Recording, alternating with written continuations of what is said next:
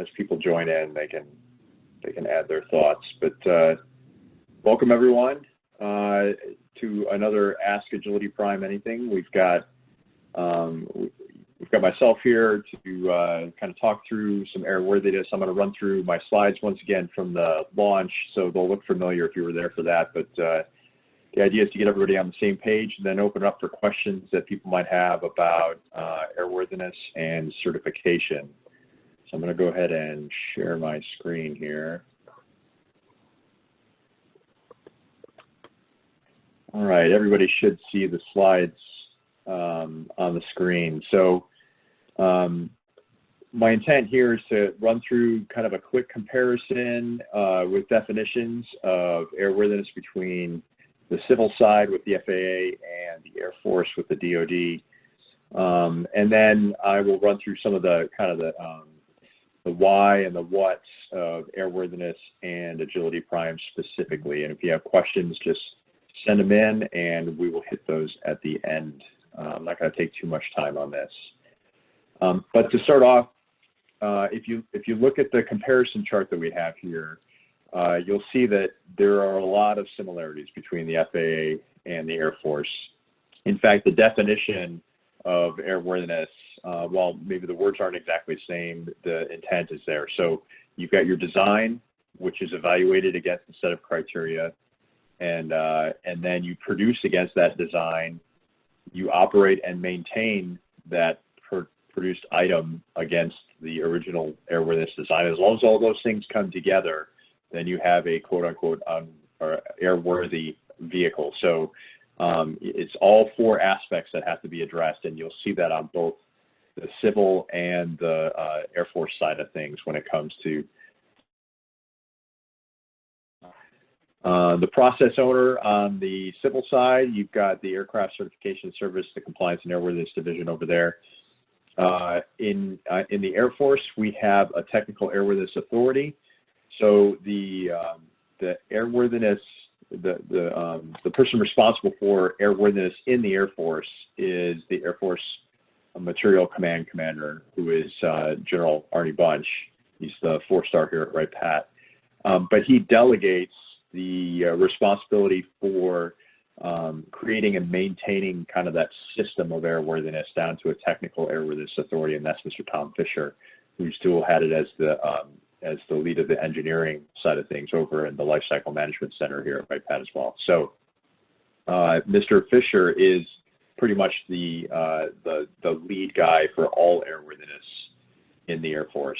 So if you hear me talk about the TAA, that's what I'm talking about, Mr. Fisher right there, and that's one of the jobs that he holds. When it comes to the offices that kind of manage and control the airworthiness side of things, you've got the ACOs on the civil side, which if you've been working on a civil cert, you're well familiar with those guys, I'm sure. On the Air Force airworthiness side, we have our airworthiness office with the office symbol EZZ in the Lifecycle Management Center. So that's kind of your equivalent there. When you get to design standards, you've got 14 CFR and the various parts. I listed 23 to 39. Obviously, there are bits and pieces kind of strewn about 14 CFR as they apply, but that's where you find your design standards for the civil side. On the military side, we have what's called the Mill Handbook 516C, and each of those sections complies or goes against a kind of a subsection. So you'll have a structures part, you'll have an avionics part, or flight sciences. You have each of the parts that make sense. It's interesting enough that the 516C actually started its life as kind of a first flight checklist for first flights of new aircraft, and it's evolved into this handbook in the Air Force. And so that's where you find the military, and that's actually not just the Air Force. That's the 516C is a joint publication for all the services in the DoD. Our airworthiness approvals. So on the civil side, you'll get your type certificate with your supplemental type certs for specific modifications that have been approved, and those require full compliance with those 14 CFR parts. And you work with your ACOs to show your methods of compliance for those certifications. On the military side, we have a military type cert, which is pretty much equivalent to a civilian or civil type cert. And then we have a military flight release, which is a little bit different. So one of the major differences that you see in the military or in the Air Force's airworthiness way of operating is that we don't necessarily require compliance with that Mill Handbook 516C to achieve an airworthiness approval. What we can do is we can look at what you've done, and then we can look at the difference or the delta between the standard and what you've provided as a method of compliance. And we can either say, okay, you didn't do the same thing that we would normally do, but it's equivalent, it's sufficient, and we go from there. Or we say, well, you've done 80% of it here. I get that you're not going to be able to do the other 20%, so that leaves us with some level of risk and hazard, and so we apply a risk analysis and a hazard analysis to that. And then that is passed on to the program management chain in the Lifecycle Management Center. So it's within kind of the same organization, but separately. Those are the guys that do the acquisition and then manage the lifetime of the vehicle, hence the name Lifecycle Management Center. And that program management chain with your program executive officers and all the way up to Dr. Roper are responsible for acquiring and then operating and maintaining and all the way to disposing of these systems. And so they maintain kind of a risk management strategy for that platform based on what falls out of the airworthiness side of things. So that's where we're a little bit different. We don't have full compliance as a requirement to get airworthiness approval. Our military flight releases are kind of a step down from a military type certificate. So our military type certificate is equivalent to a civilian type certificate in that it establishes airworthiness approval for a design, and then you build against that design, and then that specific tail number obviously gets your airworthiness certificate that you can see behind you when you walk on board any civilian airplane. Well, we do a similar kind of thing, but if we don't see the need to go to a full military type certification. So for instance, if we need to do a one-off flight for maintenance, if we have some kind of reason to limit what we're trying to do. So a lot of times we'll see that here in the lab. We're trying to do an experiment on an aircraft. It's very short term. It's limited in its test plan to scope. So you define the envelope that you can do it. You maybe define where you can do it. You define when you can do it and how you can do it. And you pare it all down into this very specific regime, and then you issue a military flight release against that. So that way we don't have to take a full 516C eval against anything other than what we're trying to find in that specific envelope. So it gives us a little leeway, a little freedom to do some things outside of what you might normally do with a military type certificate. But if you move on, you can see on the civil side, you've got your experimental ticket. Well, we don't have an equivalent to an experimental ticket. And so the MFR is not the equivalent to that, because the MFR is still looking at your design and it's still evaluating that design against a set of standards. Whereas an experimental ticket, there's kind of an initial look at what you're doing and defining where you can go and do the things you want to do, but there is no design approval inherent within an experimental ticket. And so that's the big difference between a military flight release on the DoD or Air Force side of things and the experimental ticket that you see in the FAA. And that's why you'll run into a lot of times when you take your experimental ticket to an Air Force or a DoD operator and say, look, I've got an experimental ticket, can I go do these things? And a lot of times those DoD operators will say, well, there's probably goodness in that experimental ticket, and I'm sure you've collected some artifacts that maybe could be used, but that in itself is not sufficient for us to issue an airworthiness approval on the DoD side of things. So if we move on to why we're here, so this is really why we're talking about airworthiness when it comes to Agility Prime. So why are we as the government here? Well, for the near term, what we want to do is we want to support industry's journey towards a civil certification. So if we can provide access to some DoD maybe facilities or resources, or even some technical expertise or in the Air Force or in the lab that maybe we can help you with, or if you're looking for, you know, an extra opinion on a design or something like that, we can help with that, and we can do that under Agility Prime, under our in-kind testing. We are also here to provide airworthiness approvals if needed for those collaborative flight tests. So if we end up doing some flight testing with you and maybe the range that you want to go to requires some kind of airworthiness review or approval, we can do that. If we end up getting to the point where the Air Force is paying for flight tests that we're interested in, obviously at that point we'll definitely need an airworthiness approval, and so we can help with that as well. In the long term, what we want to do is really kind of lay the groundwork for what it's going to take to get to an airworthiness certification from the Air Force. So that means getting smart on the systems that are out there, understanding some of the newer technologies that are coming with this that maybe the Air Force isn't as familiar with. And also we want to help to support that industrial base, because we recognize this, and that's the uniqueness of this program, is that this is not a traditional Air Force lays out the requirements with a set of specifications against a dedicated mission. This is actually the opposite of that. We're saying, look, there's a lot of traction out there in the market right now that's driving the mission, the quote-unquote mission, which is really a civil mission in the urban air mobility or advanced air mobility kind of regime, and we're happy to let that happen. We don't feel the need to come in and dictate terms, and so let us help to make that happen, get that industrial base formed here in the United States and our allies that then we can leverage for future dual-use capabilities that may come down the road. But at this point, we're really more flight following and providing support along that civil path. So what can you expect? As you've heard before, we have our areas of interest that are out there. They're on the webpage on agilityprime.com. You can download those and look at them anytime. You can see the 3 that we have out there right now.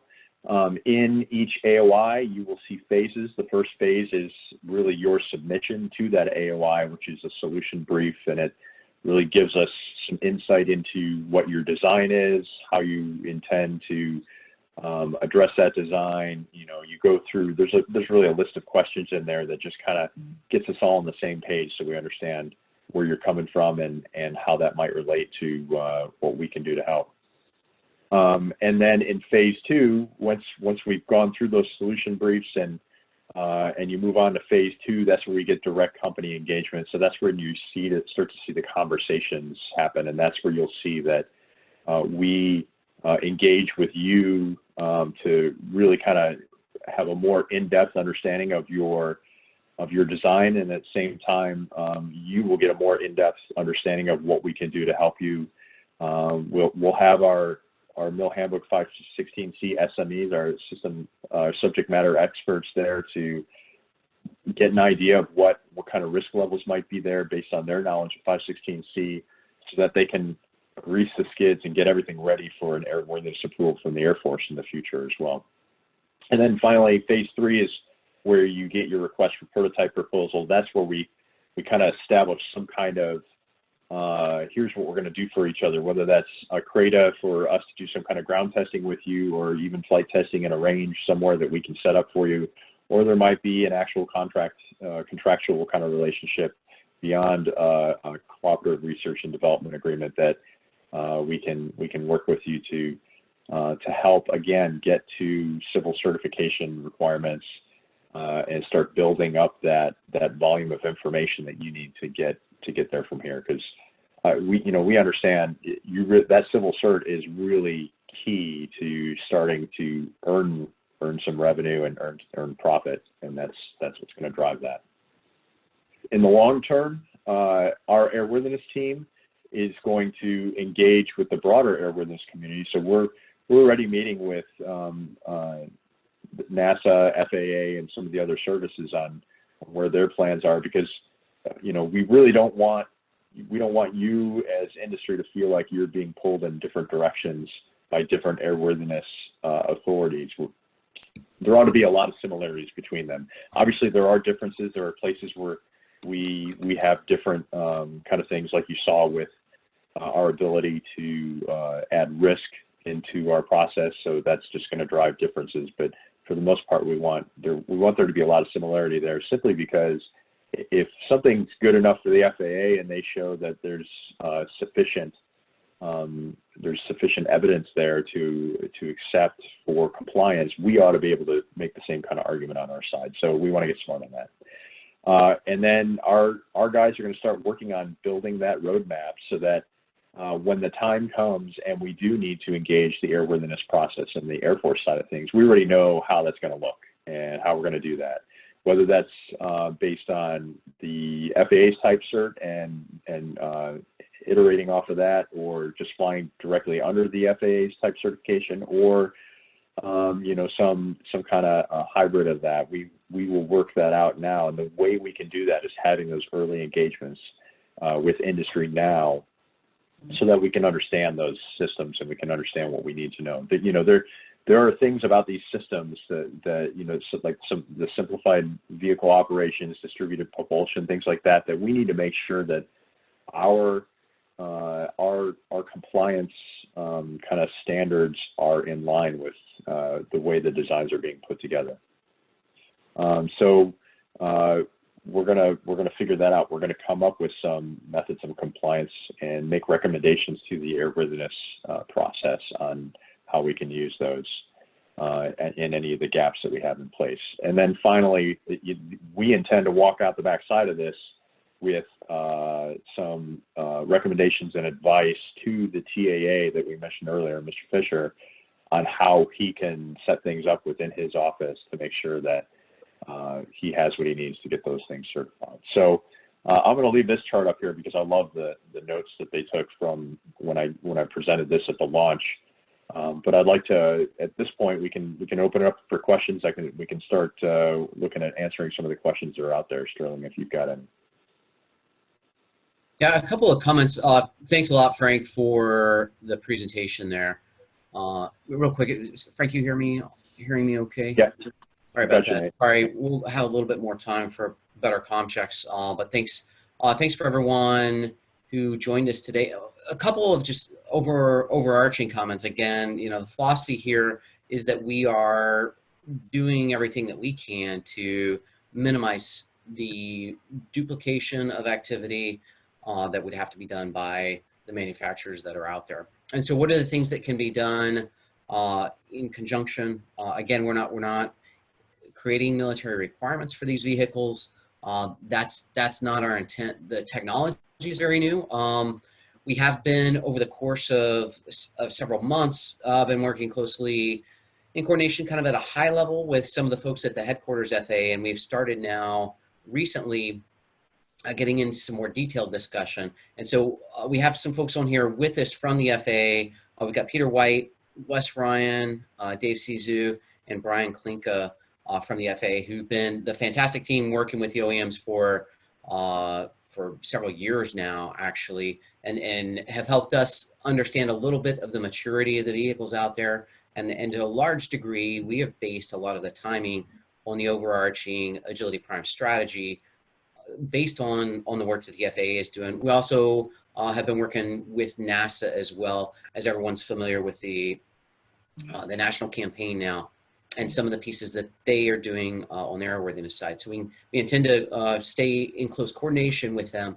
But again, the overarching philosophy here is, are there ways that in the very near term we can open up resources? And while this particular conversation is focused on airworthiness, we're certainly happy to go back and cover some of the discussions on contracting that we did last week, so that there's a clear understanding of what we mean by these areas of interest, who's eligible for those areas of interest, if there's any clarity that's needed on that, or some of the contracting activity. But again, that contracting activity, ideally, that's putting us in a place where we can then, at the very early stages, right, we see this as a learning campaign. And so those AOIs provide the initial learning for us to understand, is this a company that's in a position, is the technology in a position to relatively quickly start going through a test campaign? And through that test campaign,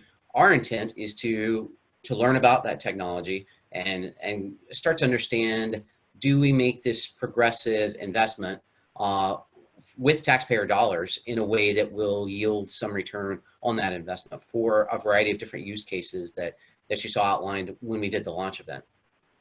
So as we're doing that, part of that discussion is, and again, just to reiterate on these contracting vehicles, we are focused on a higher level of maturity of vehicles that will be going into flight tests. So a TRL 6 and up.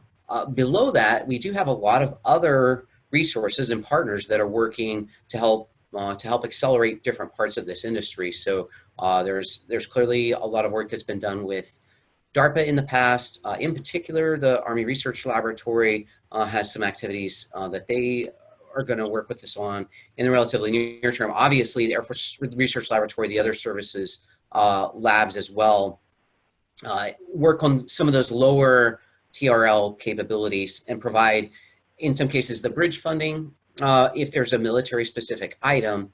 But again, our intent is primarily to focus on that commercial item so that with the phase 1, we can get a baseline level of understanding.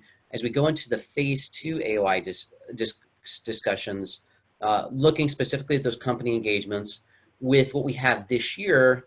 Again, this is for us just a pacing mechanism for us with the contracting funding that we have and with the personnel that we have for managing these AOIs to in this year looking for something that is actually going to be flying prior to December 17th of this year. Will we extend that? Highly likely that we could extend that. And as you know, right now, that ICO, that is the contracting foundation, is something that is written out into 2025. So we anticipate, right, this is not a source selection. We anticipate going at the pace of industry. So it could be, you're in a position you think you might fly this year. So you apply to the AOI phase 1 and we would then look at AOI phase 2 and maybe there's different places, great that we have familiarity with your technology at a baseline level, but you may wait in phase 2 for a while until there's a little bit more ability to show the level of maturity so that we can eventually move into testing there. And then with phase 3, as Frank said, our intent at that point is really to start to work with some flavor of contractual relationship or some agreement that would allow that near-term use of government resources, of test expertise, a path that starts to allow us to spend a decent amount of our government resources towards your particular airworthiness. And if we get to that airworthiness, then it puts us in a position to then, or if we see that you're on a path to get to that airworthiness, it gives us an opportunity then, as we said, we talked about the technical risk, the airworthiness helping with a regulatory risk by ideally generating data in a restricted environment to eventually get to those early use cases. And as I said at the beginning, we've largely used industry's desire and general intent that there could be some early operations commercially in 2023, along with the FAA's engagement with several of the manufacturers out there, suggesting that by 2023, those flights could happen. Going into that phase 3 then, and allowing us to, the phase 3 awards that could happen could be as simple as the ability just to fly in DoD airspace. That ICO also gives latitude, though, to award, potentially hundreds of millions of dollars of contracting for procurement of either services or of hardware. And as Frank said, this airworthiness piece for us in DoD, until we're in a place where we can start to leverage, in a more wholesale, the commercial certification with all the hard work that the FAA is doing, this airworthiness is our path to get to those revenue generating use cases. I want to follow up one more item and then give any of the folks from the FAA, if they have any particular discussion points that they want to make, and then we'll switch over to questions. And again, welcome questions both specific to airworthiness as well as any associated with the AOIs. The other point that's been asked several times, and just want to reiterate, is this idea of autonomy. And as Frank will tell you, and I'll maybe hand it back over to him just for a moment to get AFRL's position on this. Dr. Roper, our senior acquisition executive, is very intent on trying to find paths to leverage taxpayer investment in DoD autonomy in as quickly as we can to help some of the commercial autonomy. And Frank and his team at the Air Force Research Laboratory have a series of projects that have been kind of pushing at the edges of those, as he will tell you. Right, autonomy has a lot of different levels, and there's all kinds of things that we do today that some people might call autonomy. Clearly, as you move forward into a future where, right, you may be generating through some autonomy, new flight control laws over the course of a flight, or where you're doing more sophisticated sense and avoid, where you have some flavor of algorithms that are making decisions en route. Obviously, those places where we would expect completely unpiloted operations and fully autonomous operations, we see being a little bit further out. But as you know, there are some of the companies in this space that are pursuing that aggressively. We would love to create an opportunity for early testing of that, understanding how we test autonomy, understanding how to build trust. Right, some good points made. That there's a trust between humans trusting the machine. In some cases, there's the machine trusting the human, and then there's those cases of the machine trusting the machine. And what is necessary to get the correct type of data, what is necessary to ensure that those algorithms are operating within the proper constraints. Those are all efforts that we hope to pursue relatively aggressively, and maybe even with some additional funding in some cases. Or leveraging some of the other DoD autonomy efforts that are out there. But that certainly is a high level of interest. We see that as essential long-term, as does, I think, most of the folks in this industry. That ability to get to autonomy is essential just because it provides such huge opportunities for operations cost savings by being able to either remove the pilot from the cockpit or get to where you're having a single pilot providing oversight to a variety of different vehicles. Those are things that are interesting to the Air Force. They're interesting to the Marine Corps, who has partnered with us on Agility Prime, and across the DoD, a good amount of investment, but challenges in that. So I'd like to take maybe a second just for Frank, if you have any follow-on comments for autonomy. We'll see if there's any of the folks in the FAA that have some high-level comments that they would like to provide to the rest of the group here, and then we'll switch over to questions again specific to airworthiness or some of the broader questions associated with other parts of Agility Prime. So Frank, back over to you of additional thoughts on the autonomy piece in particular, based on some of the questions, broader questions that we've had. Sure. Thanks, Nate. Yeah, the autonomy is a tricky subject. A lot of times you spend the great majority of your time discussing how you even define autonomy. So that can be a hard part about even talking about it. But for us in the lab, we've been working towards looking at different types of autonomous systems, whether we talk machine learning or neural networks or AI, however you define that, or you even have rules-based autonomy. So it really depends on what you're trying to do.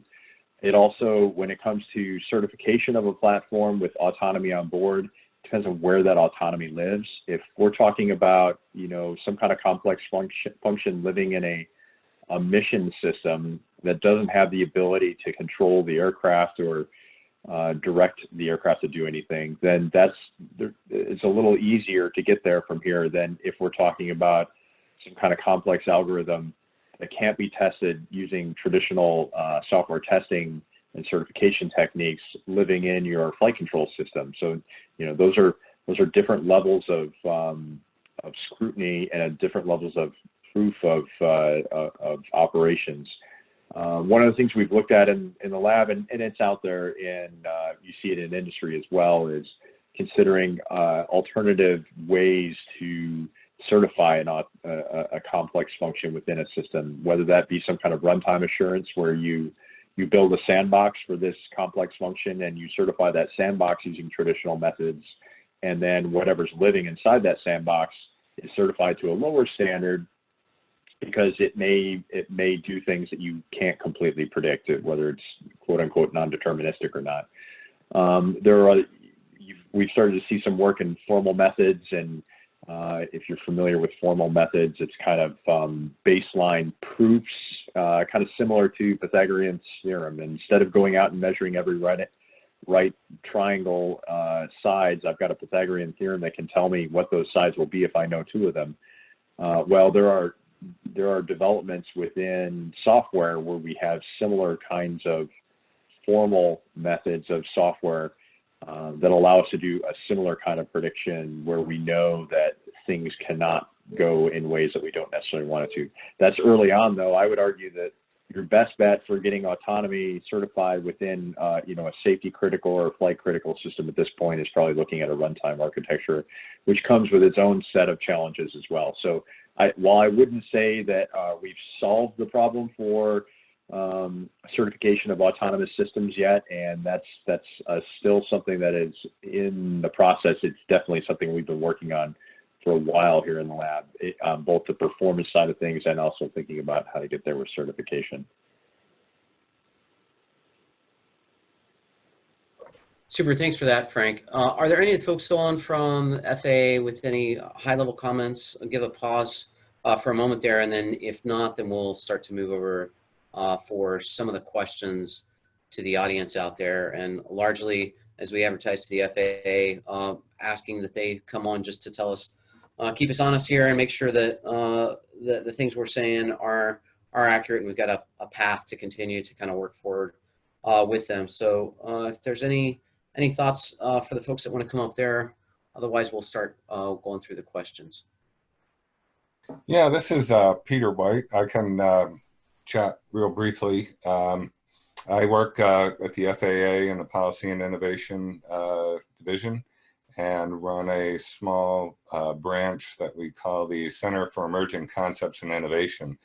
And we are, our goal is to actively engage with companies that bring forward innovative projects, which are projects for which we've got big regulatory gaps. So we have regulations in place for turbine engines and reciprocating engines, but we really don't have regs developed yet and published for electric propulsion batteries and a lot of the technologies that are in these vehicles. So my office is set up to engage early with applicants with innovative technologies to determine just how we're going to do that certification and how we'll have a safe introduction of these complex technologies into the NAS.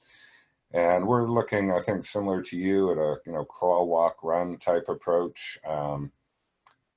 Start out with a low risk approach and then work towards a more higher risk approach as we get experience with the technologies. So yeah, we with artificial intelligence and some of the autonomous technologies, we don't have plans in place at this time for we're not set up to approve such systems now. We're working actively on developing those methodologies through R&D projects and other things. Runtime assurance is an area that we're looking at as well. But in the short term, our plan is to certify the basic vehicles as for Part 91 simplified type operations, to get that piece done.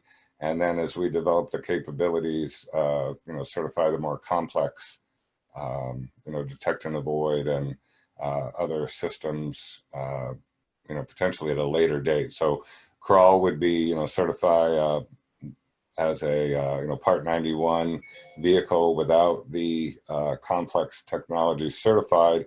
And then as we get the, capabilities, figure out how to approve the more complex operations. So, for artificial intelligence and things like that, we're still developing those methodologies. But we are finding that we are able to take our existing airworthiness requirements and tailor them to these vehicles. And as we get into the operational approval, we can start to, add on some of the, do subsequent certification efforts to approve some of the more complex systems like DAA and autonomy, things like that.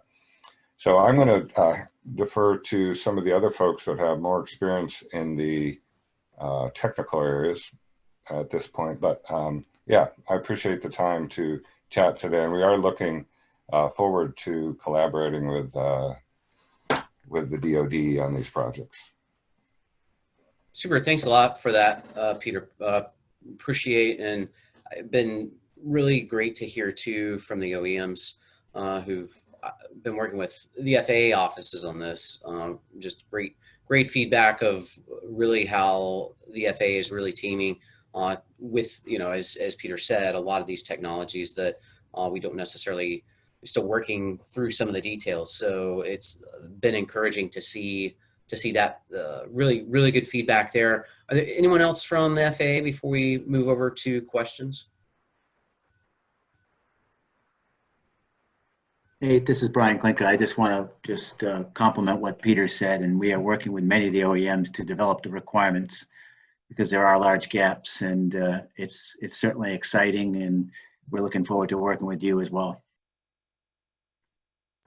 Super. All right. Yeah. Thanks a lot, Brian. And, like we said, really trying to take opportunities in the very near term of being in the same room with the FAA as these conversations are happening, hopefully being able to use some collaborative approaches for gaps that we have in knowledge, different resources that different parts of the government have, and trying to minimize that burden while making sure that we're keeping kind of that gold standard for certification, both internal to DoD and with FAA and across other organizations as well. So with that, let's move over to some of the questions.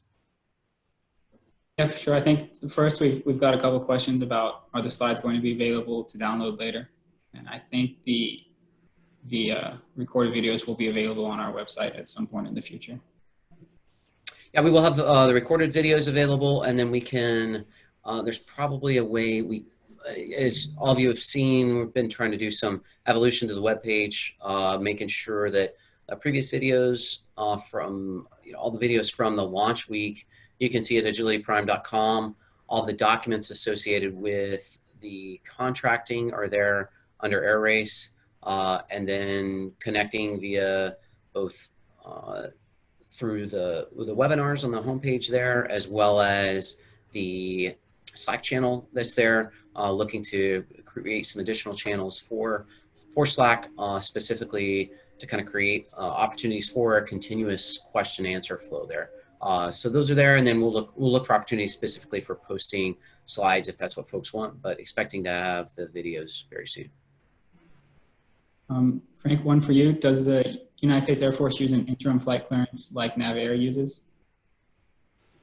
So I would say that our military flight release is very similar to the interim flight clearances. So it is a temporary flight release, temporary airworthiness approval that is limited in scope, like I talked about. So I think you'll find that those are very similar. Yeah, I think this is kind of in the same vein, but they're asking, will our experimental certificates issued by the FAA be honored by the Air Force? At what point does military certification become a requirement? So it depends on what you mean by honored by. We certainly recognize the FAA's authority to issue an experimental ticket and allow aircraft to fly under those. That's, we're not denying that. And if you can fly within the limits of that experimental ticket, so for instance, if we were able to find a range for you to go fly and the range is okay with that experimental ticket, then you could come and fly within the limits of that ticket. In terms of whether the Air Force recognizes that as a design certification, I don't think the FAA even recognizes that as a design certification. And so because of the requirements that we have within the DoD for our airworthiness, you have to have some kind of design evaluation against a set of standards in order to get an airworthiness approval. So in that respect, the experimental ticket can provide some information to help us get to that design evaluation, but in and of itself is not sufficient. And where you generally tend to see the trigger happen for needing to get the Air Force's airworthiness involved is when you start triggering public aircraft operations. So when the Air Force starts taking responsibility for the operations and maintenance oversight rather than the FAA, which means you're operating under Air Force rules at that point, that's when we have to get involved. We have to issue some kind of airworthiness release, and that usually happens when you start flying on the Air Force's dime, right? So when we start contracting a company to come and fly something that we are asking them to fly, and we pay for that, then that's gonna generally trigger that requirement. Perfect. Thanks, Frank. Can you comment on the availability of test and eval for certification facilities, especially for rapid use? Yeah, he just mentions that they can be booked for many years in advance. Yeah. A typical test program to get into some of these unique facilities, like the Climate Lab at Eglin, or maybe the Benefield Anechoic facility out at Edwards. Yeah, you got to get in there a year and a half in advance, right? Well, if there is a silver lining to COVID-19, is that it's blown up everybody's flight test schedules, and so what that does is it blows up the schedules for all these facilities as well. So what we're finding is a lot of these facilities that would normally be booked well in advance are starting to see some white space open up that we might be able to take advantage in the short term. So obviously, as a program, we don't go out. We're not the 500-pound gorilla. We can't just walk in the door and say we're gonna take this facility and use it for our purposes now. We're very much on a kind of a as available basis. But assuming that we get something set up with the contractors and we can move quickly, I think we can take advantage of some of the chaos that's out there in the schedule right now, and we can start to get people into some of these facilities as needed. You know, if you've spent any amount of time in the test world, you know that the schedule is constantly moving around anyway. And so even under normal operations, you will see last minute spots open up in ranges and facilities. So our intent was always to try and take advantage of that by being as quick and agile as we could to jump in on those opportunities. Yeah, so I'm going to put a couple questions together here, but essentially they're talking about certification of maybe upstream components like the propulsion system, or maybe as a manufacturer certification, and whether they can work with us to achieve data for those.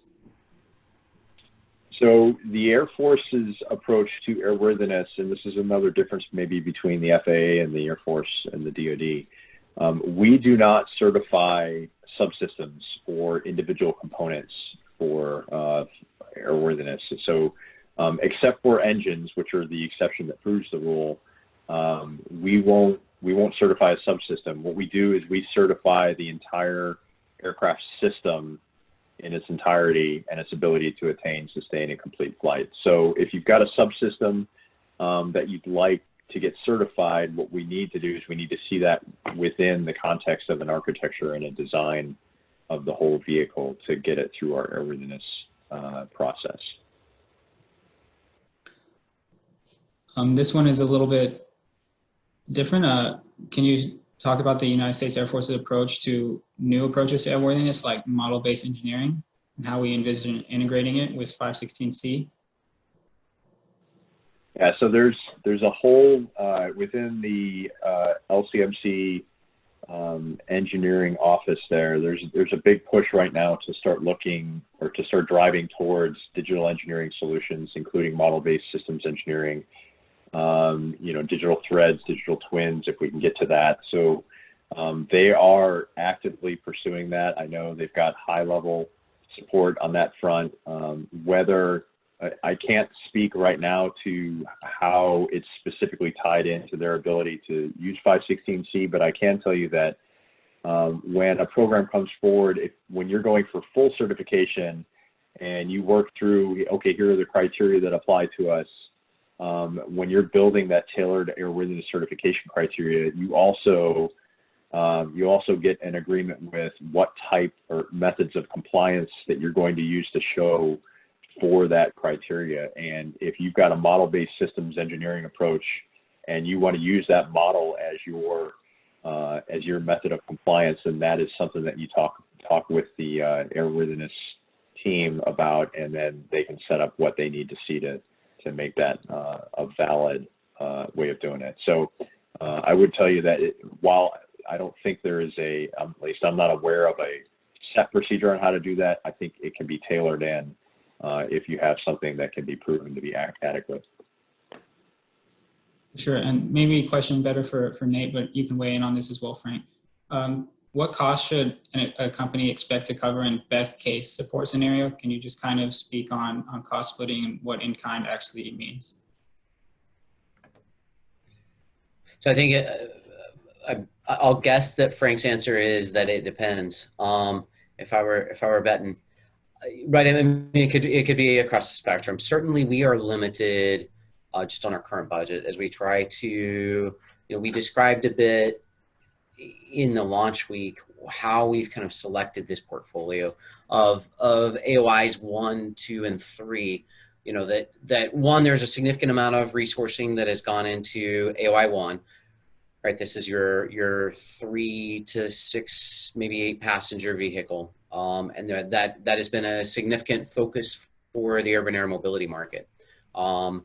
The AOI 2, where you have 1 to 2 passengers, has been an area where some of the companies have leveraged Part 103, and in other cases, right, if you believe that you can buy an airplane by the pound, they're smaller, lighter aircraft, and so potentially opportunity, one, to get some maturity or more flying experience based on some of the companies that have been operating under Part 103, as well as maybe an opportunity to fly some of the smaller aircrafts at a lower cost sooner. And there's maybe some missions where we would be interested in that, just for for base monitoring, for example. That might be interesting, or you could even imagine cases where we have a first responder as a single passenger or 2 passenger vehicle, that could be interesting. And then the third being the unmanned cargo and the larger unmanned cargo, where in some cases they're maybe pushing the autonomy a little bit further, as well as the range a little bit further, looking in some of those cases more for hybrid vehicles. Across that spectrum, as we try to bring forward that portfolio of areas that are interesting to us, right, the AOIs, the areas of interest, we're balancing just the resourcing that we have. There's been several questions reading across the chat of are we going to fund prototypes? The answer is we're not. When DoD funds prototypes, right, they do that through some of the DARPA projects, or they do a request for a proposal, and we dictate then the requirements for those prototypes. We're not dictating the requirements for prototypes, and so we are not funding prototypes and that research and development. What we are funding is if you have a compelling commercial use case, then we would fund some of the testing, so that in-kind testing. That in-kind testing could be things like, as I think Frank alluded to, we can give you some priority if you're on a government contract to get into a wind tunnel, for example. Cases where we might be able to accelerate entry into a wind tunnel, maybe by 6 months or a year, potentially. Us potentially being able to provide the cost and pay for that, so that, or some parts of that, so that it's a reduced cost that you're getting to use that government asset. So it could vary wildly. It will depend, again, on the maturity. If we've clicked along and we found a variety of the different areas where we find high level of maturity, and there's a couple of areas where maybe the company doesn't need so much for commercial certification, but we're interested in for military certification. Those may be areas where we're willing to invest a little bit more because we see a high level of military utility, and so a little bit of additional cost for us to get that learning is where we would put more funding in. So I hope that answers a question that, it depends radically on some of those things. There's a little bit of discussion too about other areas of interest. from other questions that I'm seeing on chat. You know, we have those 3 particular areas of interest. We introduced briefly at the end of our last day of the launch event a desire certainly to work with partner countries and do that in a way that maybe gives them an opportunity to see some of the vehicles that we have and may find areas where they would like to collaborate on those vehicles, as well as us getting potentially an opportunity. Our Office of Secretary of Defense, there's specifically an office that does collaborative prototyping or collaborative testing work. And so potential for Agility Prime to collaborate with some of those partner nations and their industrial base, their manufacturers, to see if there would be value bringing that capability into Agility Prime. The other areas of interest that we have considered, and we certainly, again, the request for information is still out there. If you have thoughts on this, we certainly would welcome thoughts, but an area of interest that could be focused more on autonomy could be something that we would look at into the future. An area of interest that could focus on potentially range extension and alternative approaches to propulsion, or an area of interest focused more on those foreign partner nation manufacturing capability. Again, we keep that RFI open specifically to solicit your ideas and see how we might do that. Another one,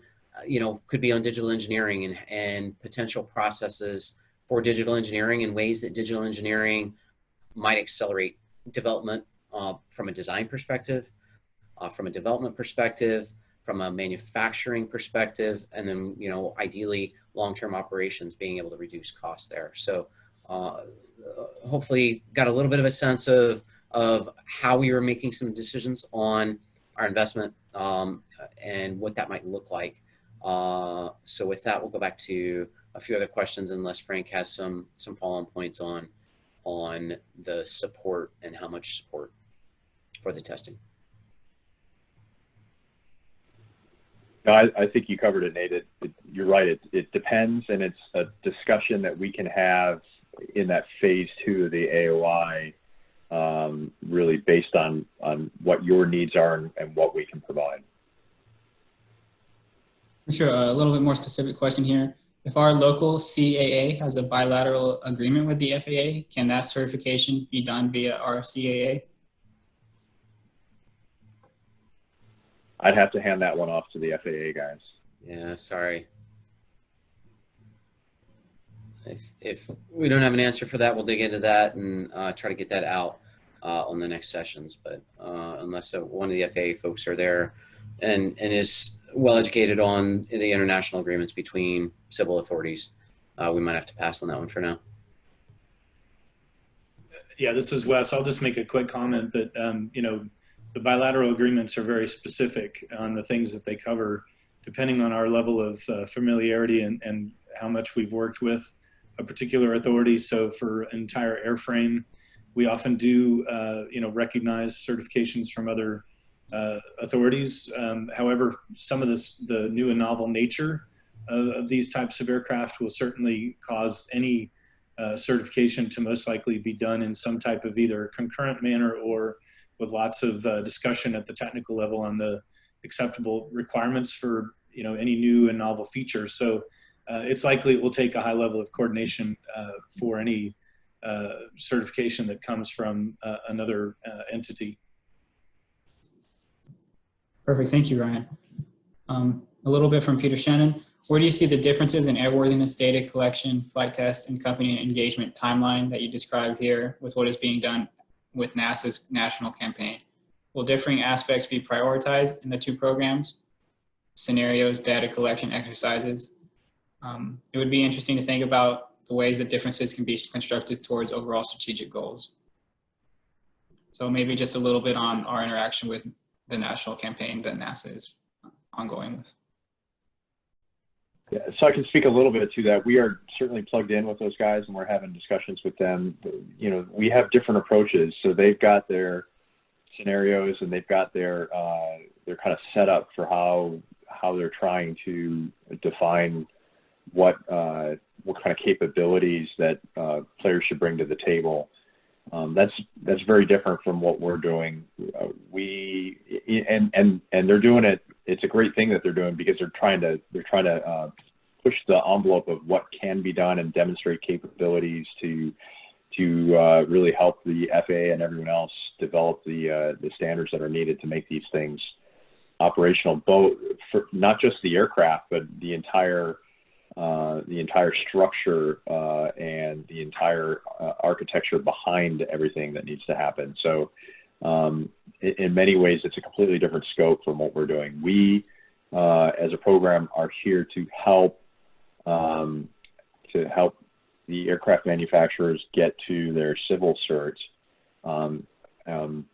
and in the end, help to create that industrial base that we can then access later on. So there are certainly overlaps between our programs, and that's why we're coordinating with NASA, and that's why we're keeping an eye on what they're doing, and hopefully they're watching what we're doing. But we don't intend to merge the programs or anything like that, where because we have different goals in mind. I don't know, Nate, do you have anything else to add to that?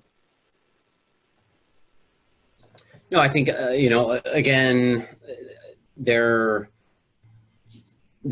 opportunity there for some of the flight tests where we can do some collaboration, I think, across the board with some of the OEMs that are out there. And we are in the early stages of looking specifically what those test campaigns look like, so that is achieving some ends. I would say, yeah, again, we're focused more on the vehicles in the near term, whereas NASA, I think, has done a fantastic job of looking at the broader ecosystem for the civil piece. So I guess I would make that probably as the high level distinction, and we're continuing to to find areas where we can do the right collaboration with them, and not duplicate things, and be able to leverage different resources.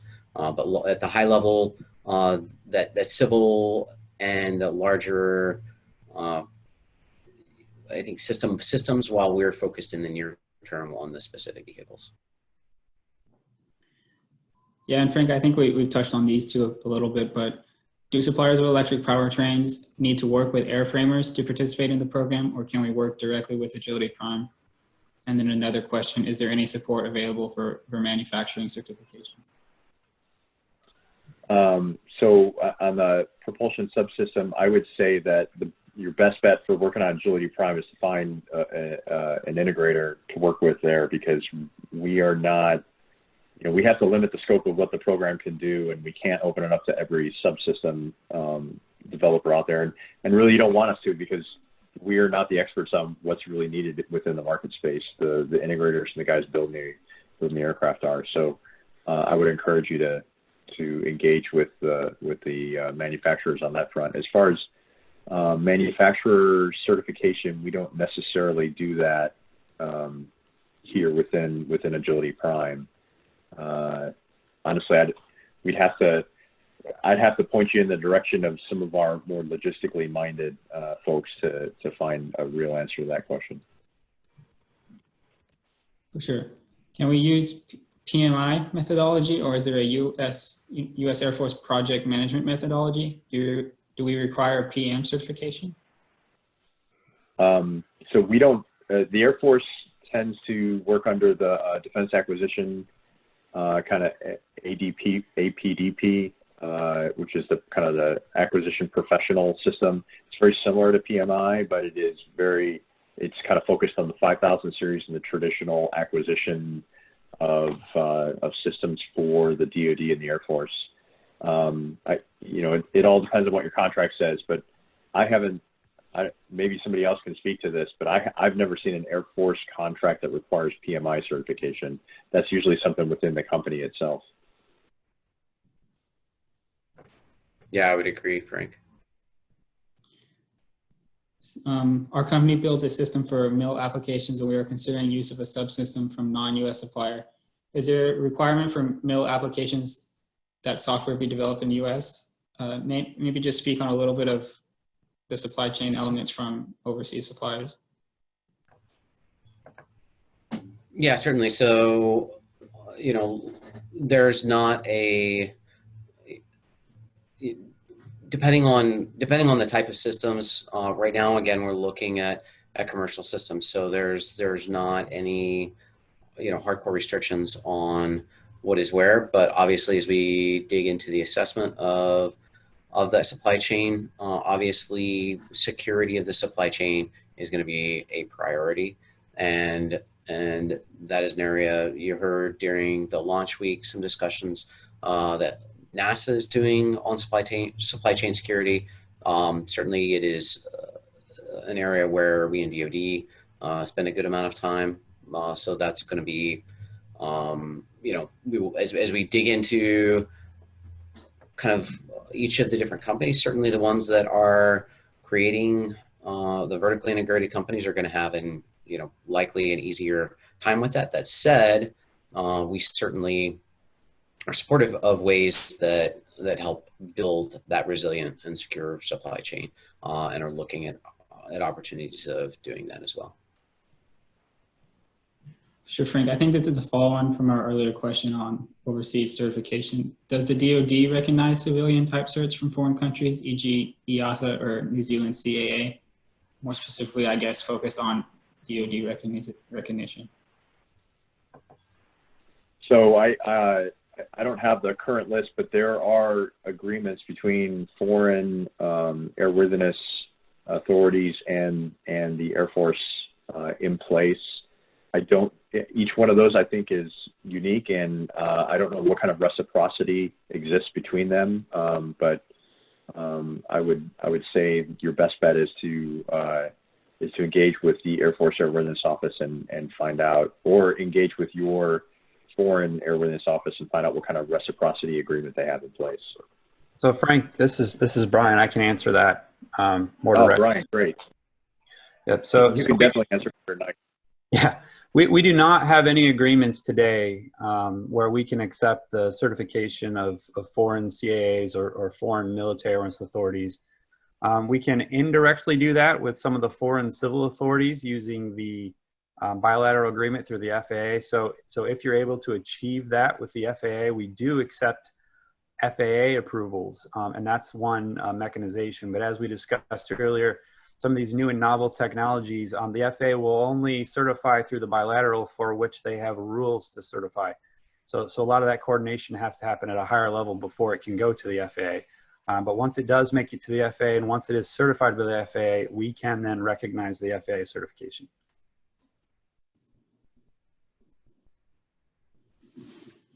Perfect. Thank you, Brian.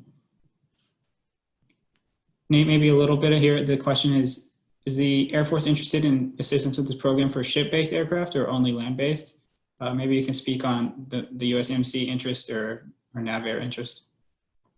Yeah, certainly. I mean, there's a thought, clearly some additional challenges being able to operate ship-based.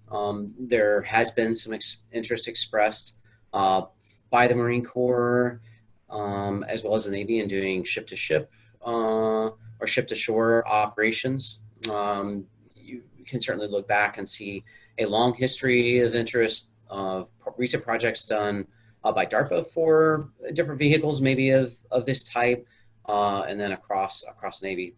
For the Air Force, not necessarily a near-term priority, but as we start to do some of the work with the Marine Corps, that has been an area where they have certainly shown some interest, and potential as they move forward, doing, as I said, with them having partnered with us on some of the early testing that they would like to do with some of the manufacturers. That may be an area where depending on, if there's, you could imagine some commercial use cases, at least operating in that environment,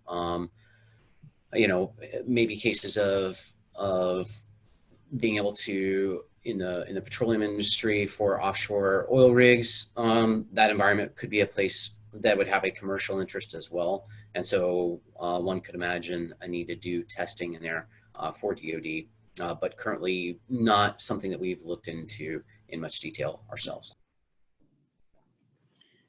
Yeah, for sure. I think our last question is queued up now. So if anyone else has questions, please do put them in the Q&A feature. Will the government require data rights equity for exchange of a flight demo contract and or support? Frank, Nate, just a little bit on data rights. I mean, I'll talk to that at a high level of our intent with data rights, and I'll let Frank talk to maybe some of the details that he needs as he starts to dig into airworthiness. But by and large, again, the intent on this is these are commercial use vehicles. Many of the companies that are operating under an SBIR, there are some fantastic data right opportunities under those SBIRs. So we don't really necessarily, we're not looking to purchase the data rights. We, again, are not paying for research and development. So in other programs in DoD where the government has paid for the development of that intellectual property, then certainly there's cases where we want to maintain that investment so that there can be reuse and save dollars for the taxpayer. In this case, given the fact that most of the intellectual property is being developed through commercial dollars with investors, there's not a huge need. Well, there's just not a case really where we are going to somehow try to get data rights out of that. We do think that there's probably cases from a standards perspective where starting to create some common interfaces and understand what those common interfaces look like. There's certainly value in that. We think in the long term, being able to, value for the industry at large, not just for the DoD. So there's cases there where there's opportunity probably to discuss what type of data is passed, right? So this is more interfaces, understanding interfaces, and not maybe having proprietary interfaces across the board. But none of those things are going to be, something that we would negotiate to us owning data rights if we're providing, in-kind testing, for example. So not expecting that to be much of a challenge in negotiations or discussions moving forward.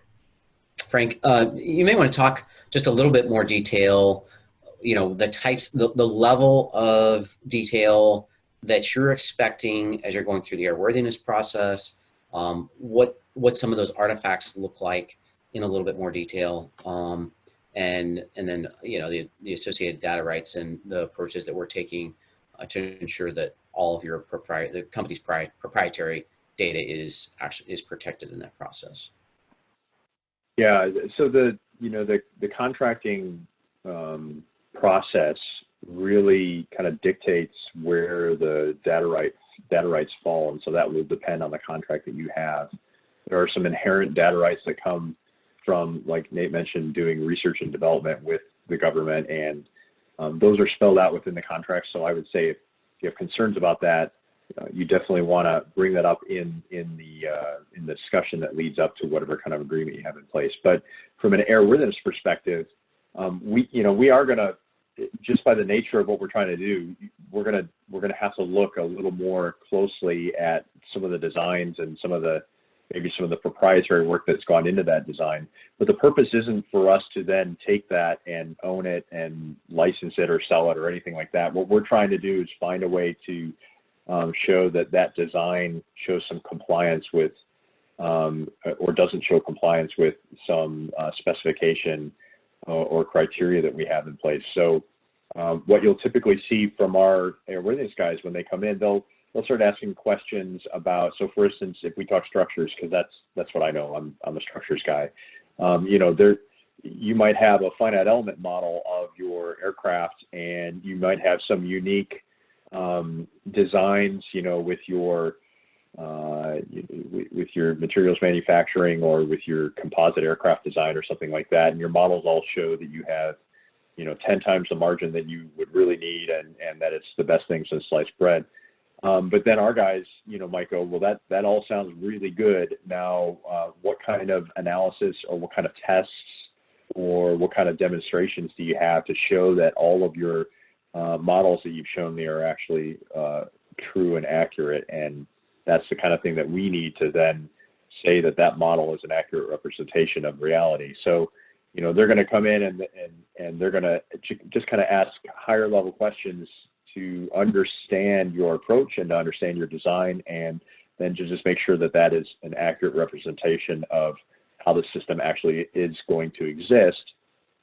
Because then, it ultimately, we want something that's not going to have a fracture happen in flight and cause some kind of catastrophic failure. So that's kind of the motivation behind some of the maybe proprietary things that we need to look at. Now, on a program like this, we have very specific bins and walls set up so that your proprietary data is not going to leak out and go to another contractor. You know, like I said, our guys are there looking at it from an airworthiness, ability to attain, sustain, and complete flight perspective. We're not looking to share your proprietary designs with anyone else.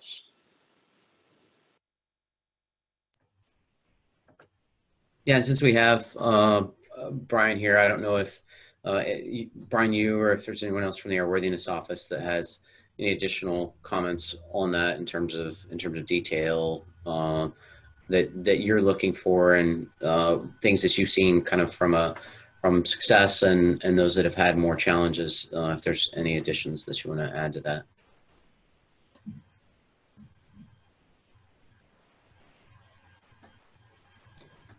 Sorry, I had to figure out the mute button there. I didn't hear. Sorry, I didn't hear Frank's whole answer there. But no, I don't think I have any additions beyond that this time. Okay. Shirley, back to you for some of the other questions that are out there. Yeah, I think we have one last one here, and then if you want to have any closing statements from the team. How early in the design, development, testing process is the DoD looking to get involved? So I would say, you know, what we're trying to do is at least kind of establish a little bit of the expectation in these discussions here. Given there's, I don't know, I think Mike Hirschberg said there's now some 270 companies that are out there.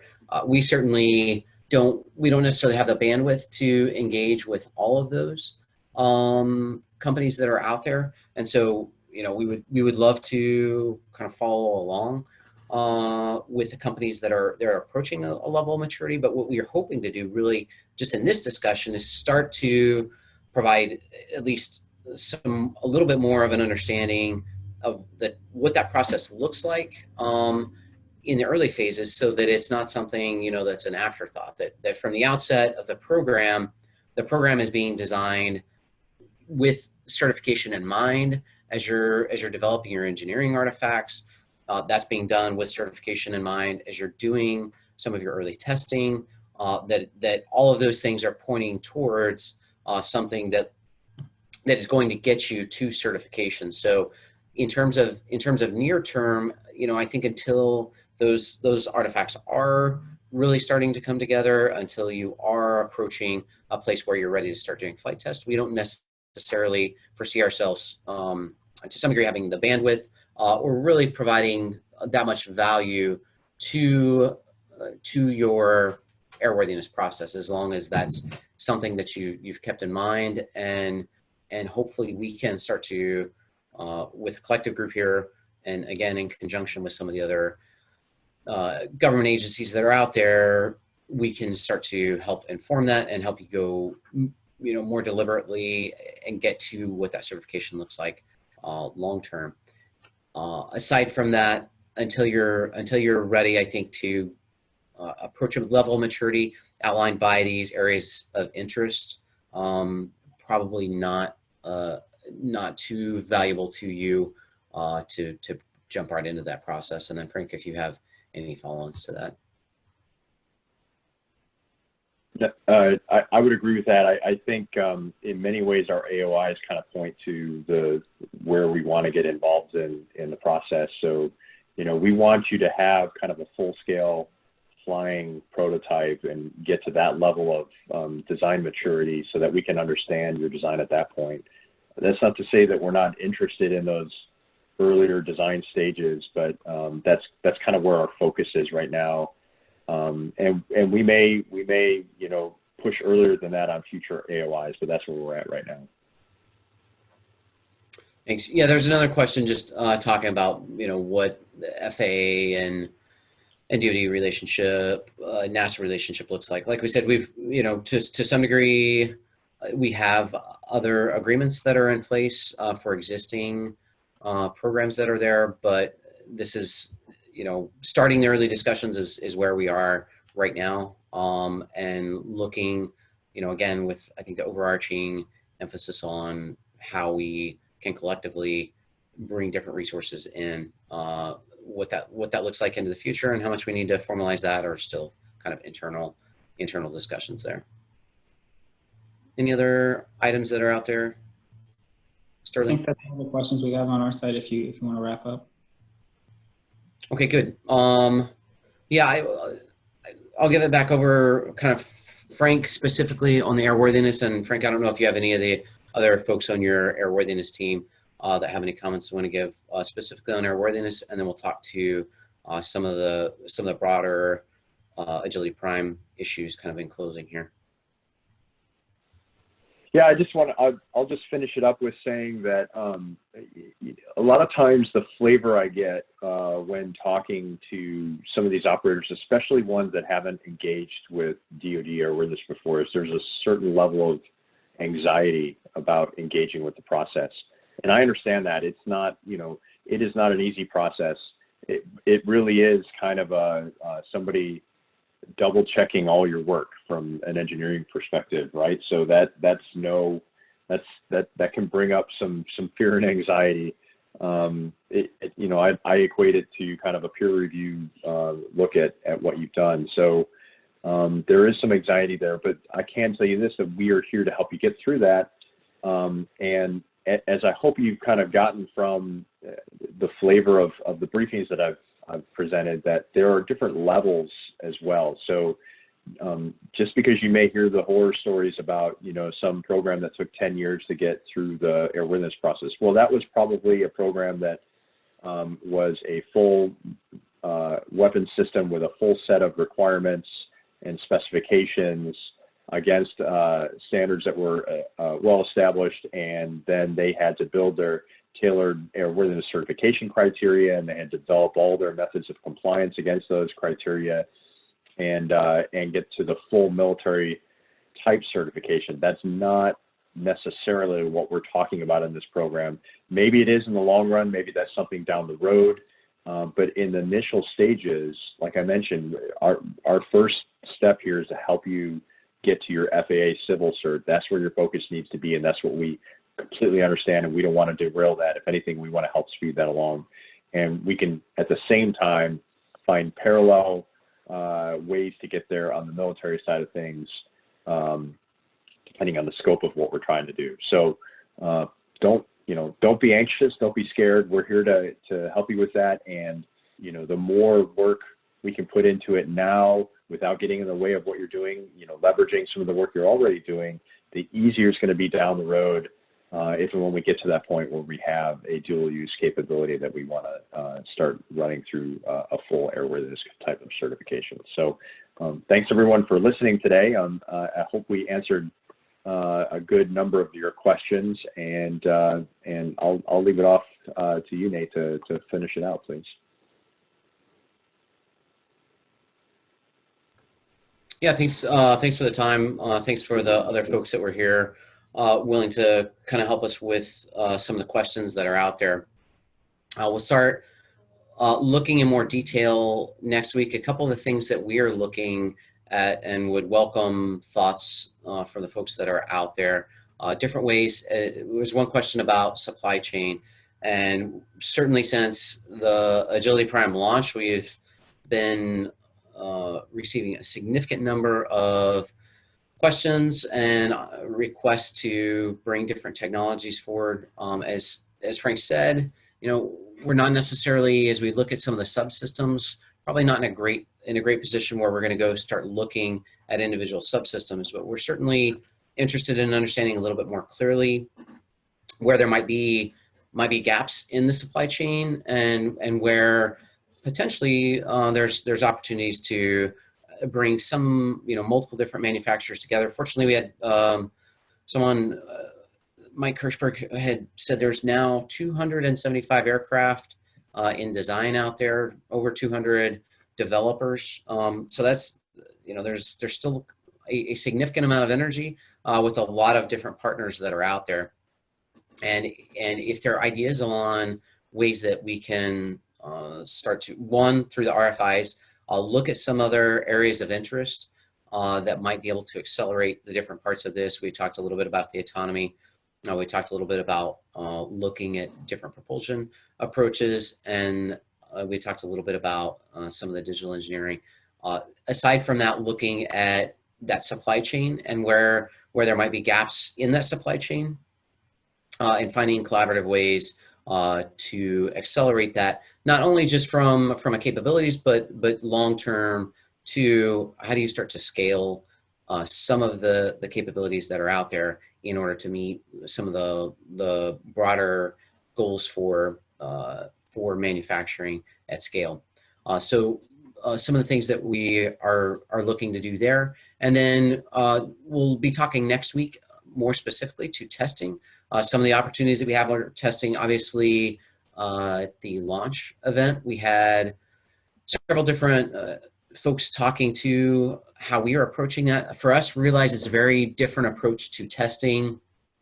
Again, since there are not specific requirements laid out from the DoD, looking to do testing in a way that helps us to open up some of the use cases and find places where we have a gap right now that these vehicles might be able to fill. So that's a little bit different for us. The developmental testing, obviously, helping to fill any gaps that there are in data for the particular airworthiness process. And then more largely, as we start to move into operations, we have an approach where we're taking some of the analytics and looking at how we might take different attributes of the vehicles, and as part of a larger portfolio of systems, how a particular vehicle potentially feeds into multiple different mission sets. So looking at a way of aggregating, certainly there's obvious things like range and payload and speed, but for us also looking at different approaches to expense, how we might look at different ways of leveraging approaches that some developers have taken that maybe there's more expense up front, but long term, the operational expense is reduced. And so trying to find ways in our early testing to begin understanding what that operational expense looks like, starting to understand with our batteries, for example, what do turn times between vehicles look like when you have batteries that might have to cool down for some bit before they start charging, and between charge to next reuse. What does that look like? What might that look like in some of the hybrid systems, and ways that we do some of that testing in the early stages that help us characterize how many of the vehicles will be able to operate, at what frequency we'll be able to operate them, and then at what cost. So next week, as we go through those test discussions, starting to outline some of that, and then more specifically outlining some of the resources that will potentially be useful to the companies as they're moving forward in being able to leverage DoD test resources and some of the DoD test expertise with a variety of government ranges that are around. There's also been a variety of different organizations across the country, some participating in the IPP for the small UAS, where there's ranges that are there that might be able to be used as well, and helping to find some points of collaboration with that. So thanks for the time today. Again, please feel free if there are thoughts on other topics that we have in the future. Look forward to getting those through the Slack channel that's there, and through the questions that we're getting here. And then we expect to have these videos posted on the webpage in the near term. So with that, thanks for your time, and we'll be signing off now.